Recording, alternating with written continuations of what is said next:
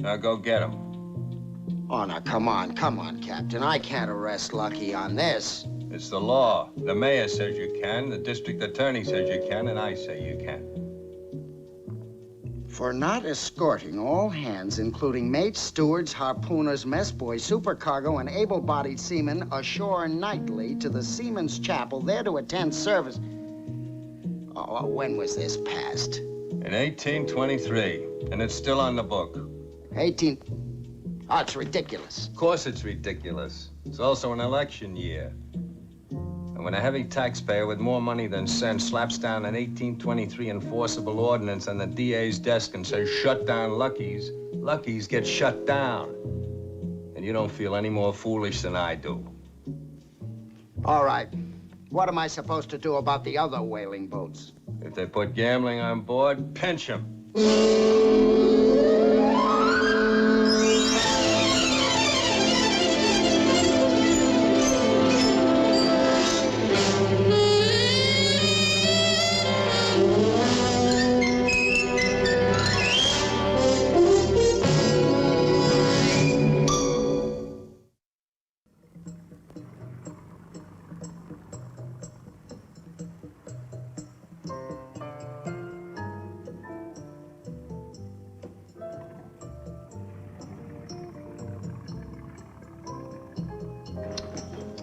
Hey, that's not bad.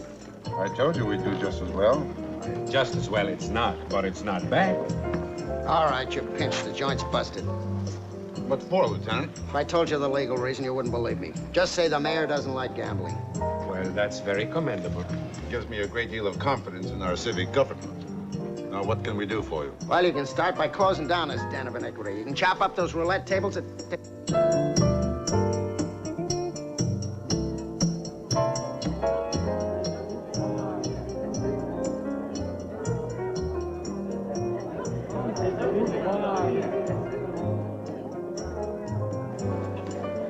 All right, Lucky, where are the tables in the hold? No tables, Lieutenant. Come on now, Lucky. This is... One will get you 10. How long has this been going on? If you check the license bureau, you'll see that we applied for a private club license last month. Well, don't you believe in publicity? I haven't seen anything about this in the papers. Not for this operation. All my members are hand-picked. Well, if you're giving it to me straight about the gambling... Straight as a nail, Lieutenant. I guess the captain won't want me then to arrest you for not taking your harpooner to church. What? You know, I used to wonder why they called you Mr. Lucky. If I had your luck, I'd rather have it than a license to steal. Hey, how about some dinner, Lieutenant, huh? I can recommend everything on the menu. Lieutenant?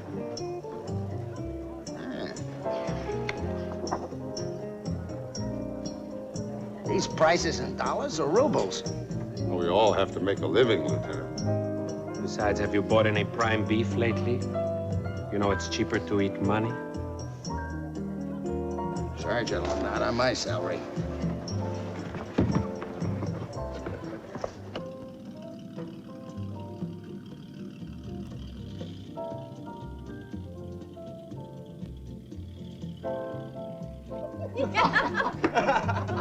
Good evening, Jerry. Well, you are a doll, Lucky, a living doll. I'm glad you approve. Any reason? For giving us such a nice home away from home. It's much nicer than it used to be. Though not especially cheaper. You can say that. Good evening, Renee. You know Ronnie, of course. Of course. Good old harmless Ronnie, the perennial Prince Charming. Everything all right? Oh, everything's wonderful. Ronnie, do be here. You know, I honestly don't know what we did before you made the change. It was terrible, really. Palm Springs, Newport, the country club. Really awful. The only worse snob than a wealthy blue blood is a poor blue blood. Poor Ronnie. Down to his last $2 million. Much worse than that. Can I buy you a drink, Lucky? You sure you can afford it? Well, I hope to be coming into a small bequest. In the meantime, I'll use Tony's charge account and eat, drink, and be merry for tomorrow. Ronnie, what time is it? Midnight, the witching hour. It is tomorrow, isn't it? It's never tomorrow, it's always today. What's the matter, Sherry? Nothing. Only sometimes it really is tomorrow. Moody. Moody, this younger generation. Excuse me. You forgot your drink, Lucky.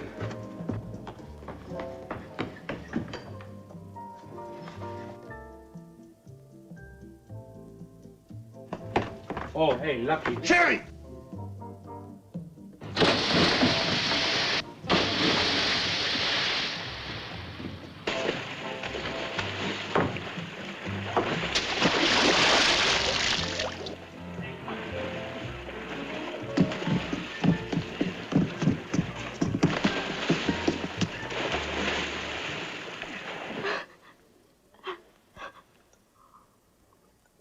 That's fine. Now, just right. I wish you'd open a place on shore. You never get wet diving off a sidewalk. Everything will be all right. I've just given her a sedative. She'll be all right now. She'll awaken normally in 6 to 8 hours. Fine. Tell me, Doctor, why would a girl be laughing 1 minute and then try to kill herself the next? You tell me. All I know is she's in a state of morbid depression. Call me when she awakens. Or call her family doctor. Thank you, Doctor. Thank you.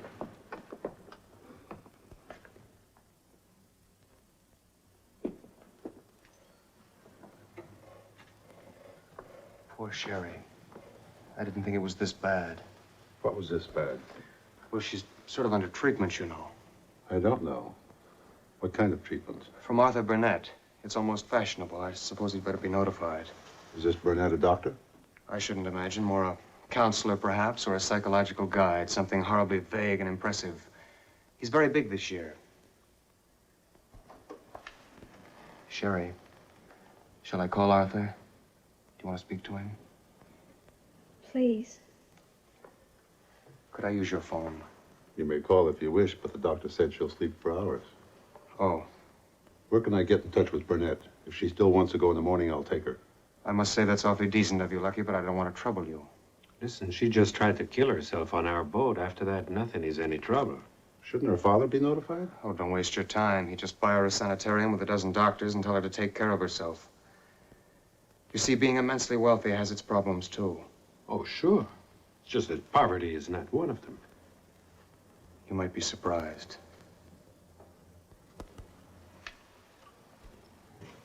No one's ever alone if he has friends. Why don't you let us help you? You can't, Lucky. Try us. All right. Let me have $25,000 right now. You need 25,000? Why? You see? Look, you're Sherry Beaumont. Your father's in a dead heat with Fort Knox, and you've got a fortune in your own right, and you want 25,000 in cash, and you want it today? I don't need any questions, Lucky.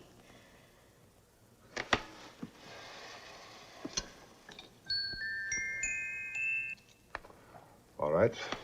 Andamo, take her to the gangway. I'll be there in a minute. Right. Where are we going? To see Mr. Burnett, and then we'll see.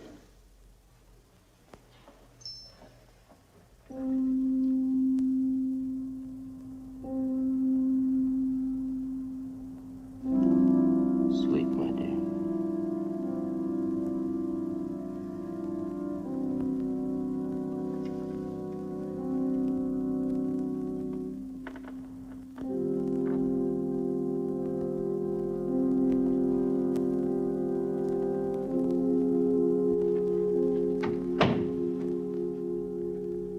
I can't thank you enough for what you did, Mr. Lucky. I couldn't be fonder of Sherry if she were my own daughter. She's in real trouble, isn't she? I try to help her. But science knows so little about the human mind. Power of suggestion is almost completely neglected in conventional therapy. Sometimes it works, sometimes it doesn't. Well, just what is wrong with Miss Beaumont? To a greater degree, the same thing that's wrong with so many of us in our time. Hypertension, nameless fears. I will get you 8. I can name one of those fears. Really? Really. Blackmail. How did you know? Did she tell you? She asked to borrow money from me. She's one of the wealthiest girls in the country. She tried to kill herself, and she's terribly afraid of something. 2 plus 2, 4. Blackmail. You're right, of course. It's been going on for months. She's being drained. You knew about it? Of course. You know who's doing it? No, I don't. If she knows, she won't tell me. Do you know why she's being blackmailed? I'm not a psychiatrist, Mr. Lucky. I'm a friend, a guide, an advisor. Her secrets are still her secrets. Hers and the man who's bleeding her dry. It's a dirty business. Would you mind waking her up, Mr. Burnett? I have something for her. She needs her rest. That's not all she needs. Do you mind?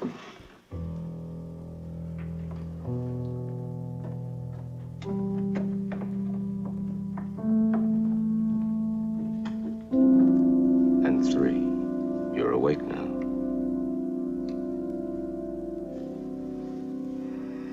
Feeling better? Here you are, Sherry. No questions.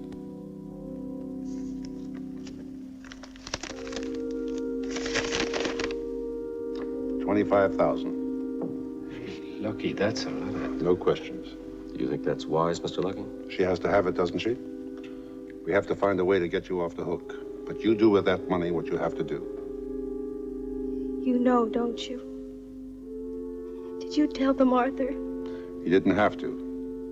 Now tell me, how do you make contact with the blackmailer? I give it to Ronnie Slater, and he leaves it somewhere. A different place every time. Slater?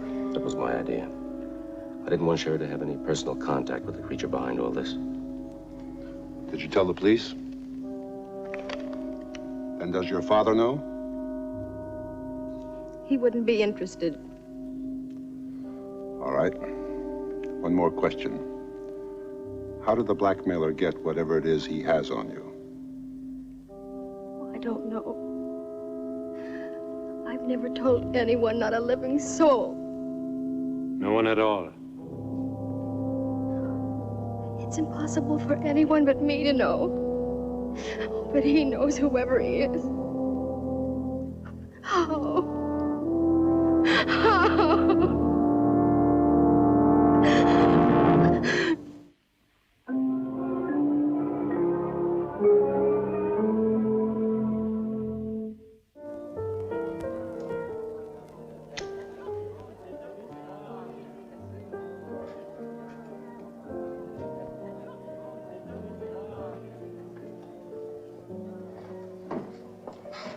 Lucky, what do you suppose a girl like that has to be ashamed of?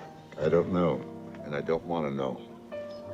Yeah, I guess there's something everybody's past that they're not very proud of. I guess so.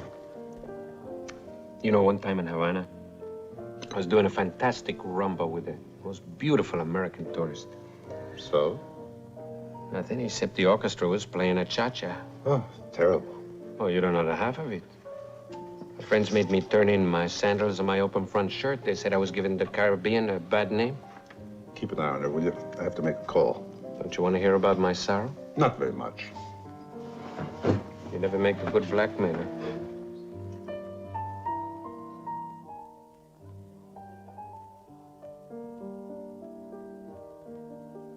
That's all you have on him, Lieutenant? He's not a con man. No, I can't tell you why, not yet. How about a high-class lounge lizard named Ronnie Slater?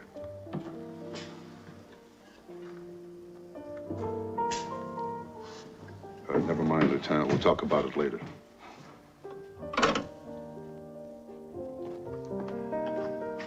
Sherry, baby, I talked to Arthur. He told me you were feeling better.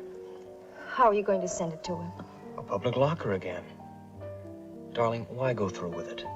Whoever this man is, he never means to leave you alone.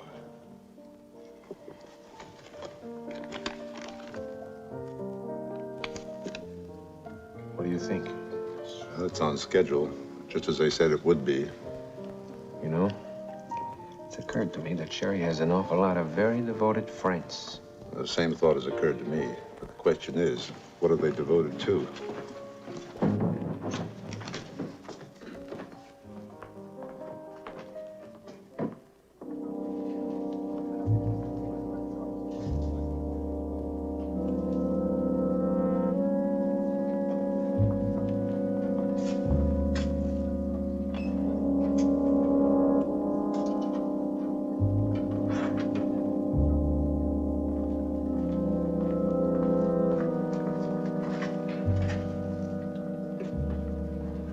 He left it.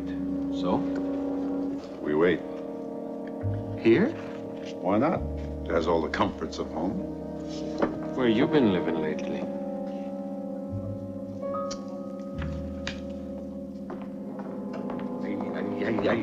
Thank you. Sit down. No, thanks. I'll stand. You're getting soft. Yeah, well, maybe I am, but that bench isn't.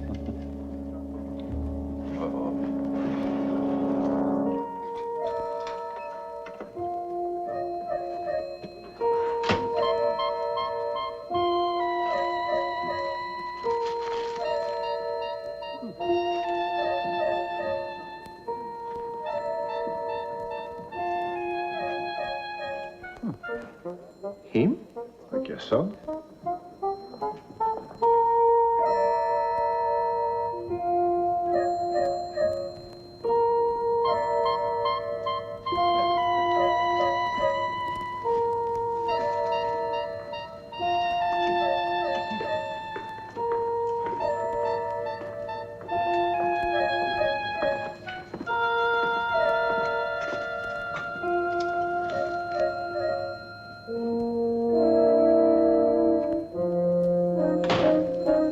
One moment, sir.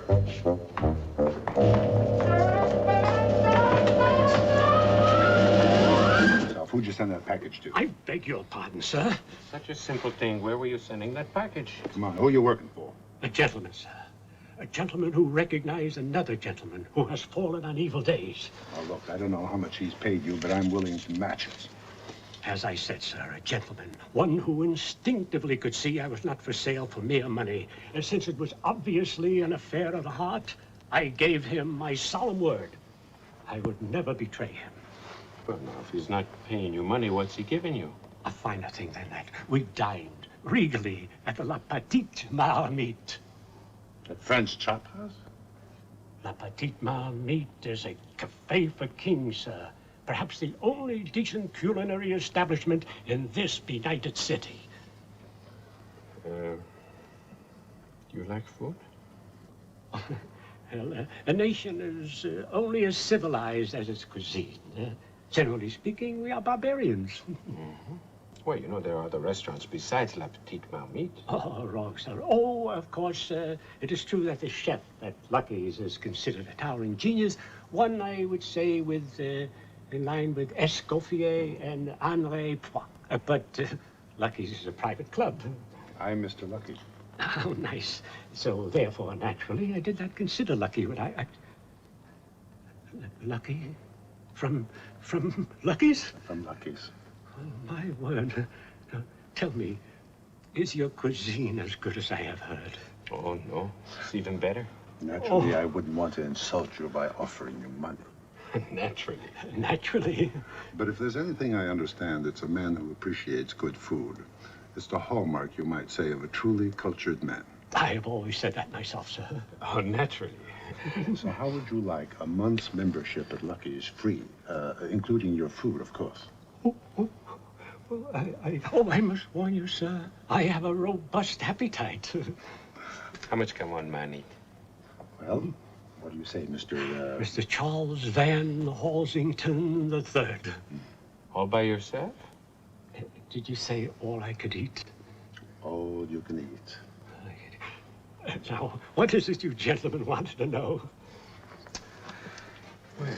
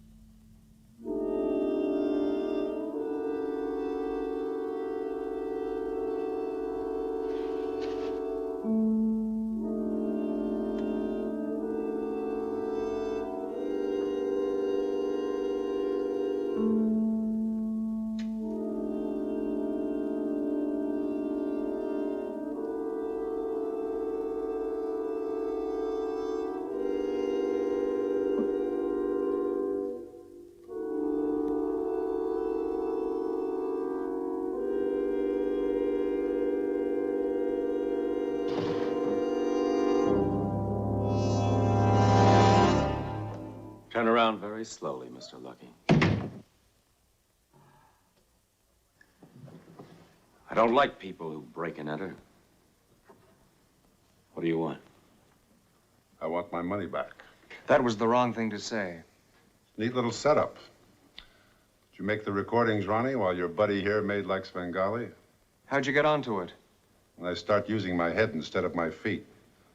When I remembered what the police said about Burnett's old vaudeville act as a hypnotist. The people didn't even know what they told you, did they?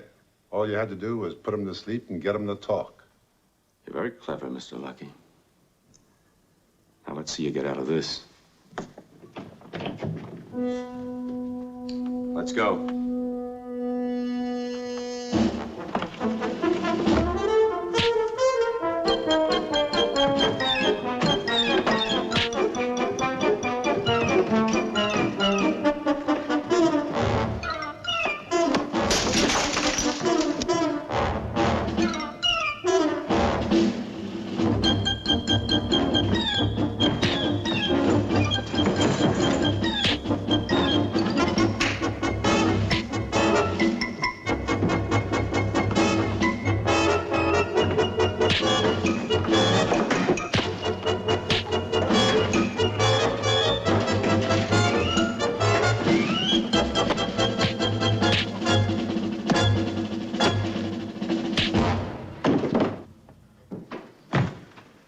Make the call?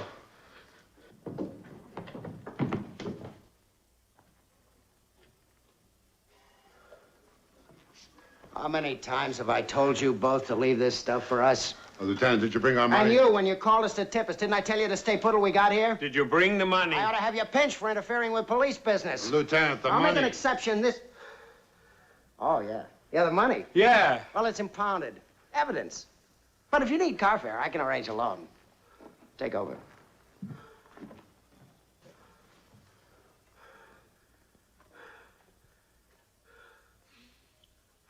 That's 25,000. It's all there. Count it if you want. Oh, we don't have to count it, Lieutenant. We trust you implicitly. That crumb Burnett's racket was about the dirtiest I ever heard of. Picking people's brains who trusted them. Well, they won't bother anybody for quite a while. 25,000. Thank you, Lieutenant. Yeah, it beats me the way you two always come up smelling like a rose. A week ago, we had you measured for a crew cut and a cotton denim tuxedo. Look at you now. Lieutenant, you're looking at a man facing bankruptcy. Bankruptcy? It's his third order of therapy in Maryland. At $15 a throw. And the last of our truffled grouse. Not to mention the potage Saint-Michel. And the quail financier. You mean he ate all that? Those were just the hors d'oeuvres. He's such a skinny little guy. Cheer up. There's only 29 more days to go. What was it you were telling me about owning a nightclub would attract a higher caliber customer? You're right. They're looking better already.